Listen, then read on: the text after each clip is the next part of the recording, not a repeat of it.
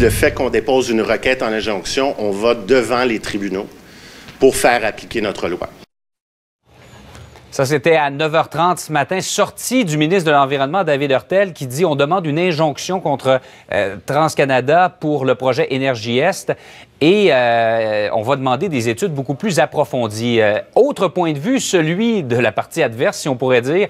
Louis Bergeron est vice-président Québec et Nouveau-Brunswick chez TransCanada. Bonjour. Bonjour, M. Guérin. On va essayer de ne pas rendre ça trop aride et trop technique pour les gens. Mais ce qu'on vient de vous demander ce matin, c'est dans le fond qu'on veut des études encore plus approfondies du projet avant de l'autoriser. Oui. En fait, ce que j'aimerais vous expliquer, c'est que le BAP qui va se tenir dès lundi prochain, le 7 mars prochain, à Lévis, sera un BAP qui a été identifié comme un BAP sous l'article 6.3, qui a été mandaté par le ministre Hurtel en juin 2015 suite à des discussions avec TransCanada. Et ce sur quoi le ministre et TransCanada s'entendent, c'est qu'effectivement, le BAP est le meilleur véhicule et certainement le meilleur outil pour communiquer l'information à l'ensemble des citoyens et répondre à toutes les questions. Mm-hmm. Mais là, quelques jours avant le début de ce processus-là, on change un peu les règles du jeu?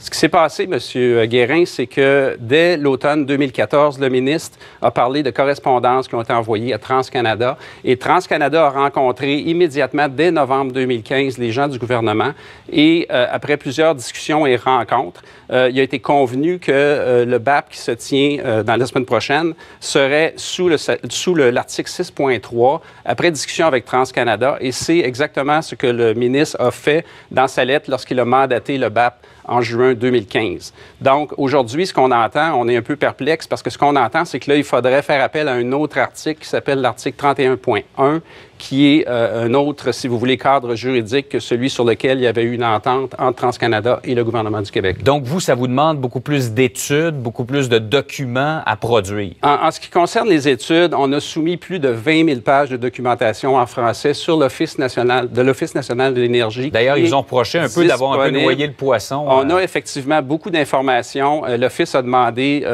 si vous voulez refaire la demande dans une forme plus facile à suivre, il faut réaliser qu'il y a eu près de 300 km de changements sur le tracé, sur 650 au Québec. Donc, beaucoup de changements au projet. L'Office a demandé, si vous voulez, de préparer ça sous une forme différente, plus facile à suivre. Et ça, ce sera disponible en français dès le mois de mai qui s'en vient.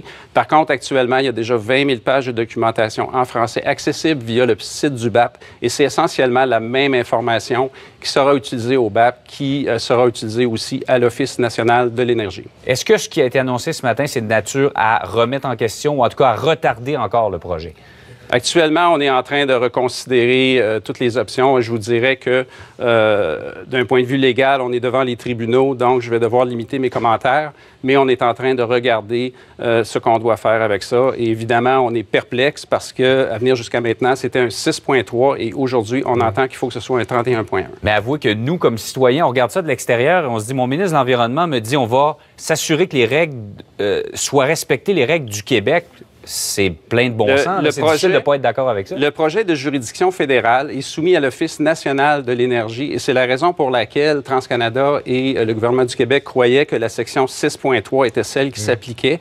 Je vous dirais que ce qui est important, c'est qu'on aille au BAP, qu'on réponde aux questions, aux préoccupations des citoyens et puis que les gens puissent se faire une opinion basée sur les faits et la science. Donc ça, au moins, on s'entend là-dessus avec le ministre et dans le fond, on est en mode solution. On veut trouver des façons de faire avancer le dossier et notre prétention, encore une fois, c'est que la section 6.3 permet de le faire tout à fait adéquatement.